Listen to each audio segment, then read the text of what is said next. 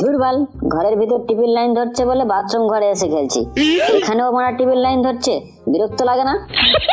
এ ভাই, এই আমার টিভির লাইন ধরেছে রে। মালটা আমাকে মেরে দিয়ে সিমেন্টের ঘরে দেখ পিছন বার করে বসে আছে। তুই চুপি চুপি গিয়ে শালা মালটার পাছাই করে মারবি। কি হলো? এই সময় আবার পুটি ফোন করছে কেন? লেওরা শান্তিতে কি একটু খেলতেও দেবে না? বালটার ঘরে কি কোনো কাজ টাজ থাকে না? কেন যে আমরা প্রেম করেছিলাম বুঝি না বাল। হ্যালো হ্যালো বাবু সোনা, তুমি কি করছো? এই তো হাগু করতে এসছি। তা হাগু করতে গেছো, ফোনটা কেন নিয়ে গেছো?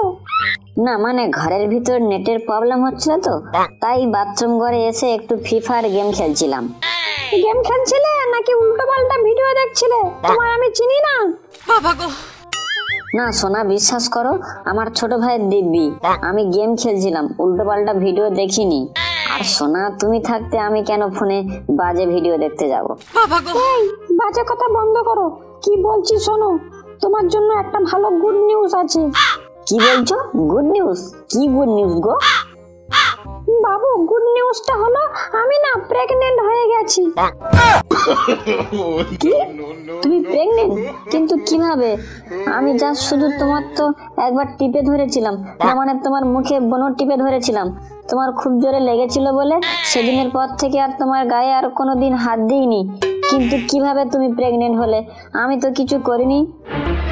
আরে না না বাবু, তুমি ভয় পাচ্ছ কেন? তুমি যেটা ভাবছো সেটা না। আমি প্রেগনেন্ট নই, আমার কাজটা প্রেগনেন্ট হয়ে গেছে। আরে বাল অশিক্ষিত দল, ওটা প্রেগনেন্ট নয়, ওটা পার্মানেন্ট।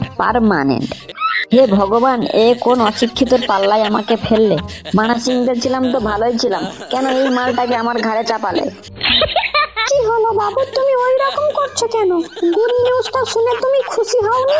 রাখ বাল তোর বালের গুড নিউজ। শালা এক্ষুনি খবরটা শুনে আমার জীবন হাতের মুঠোয় চলে এসেছিল, আর তুমি মারা বালের গুড নিউজ শোনাচ্ছ। রাখুন। আরে রেখো না, শুনবে তো আমার কথাটা। আমার কাজটা যে পার্মানেন্ট হয়ে গেছে, তাই এর জন্য চলো কাল দুজনে কোথাও ঘুরে আসি।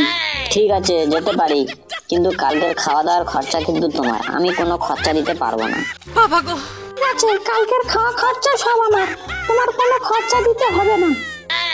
কিন্তু বাবু, যাবে কোথায়? আপাতত কাল তুমি 10টার সময় রেডি হয়ে মদনের পাট বাগানের ভিতর দিয়ে কলা বাগানের কাছে এসো। কাল ওখানে গিয়ে ঠিক করব কোথায় যাব। আর হ্যাঁ, মনে করে তোমার আধার কার্ডটা সঙ্গে করে নিয়ে আসবে। ঠিক আছে বাবু, আমার প্রিয় সোনা। এখন রাখি সোনা। হ্যাঁ ঠিক আছে, রাখো, গুড বাই।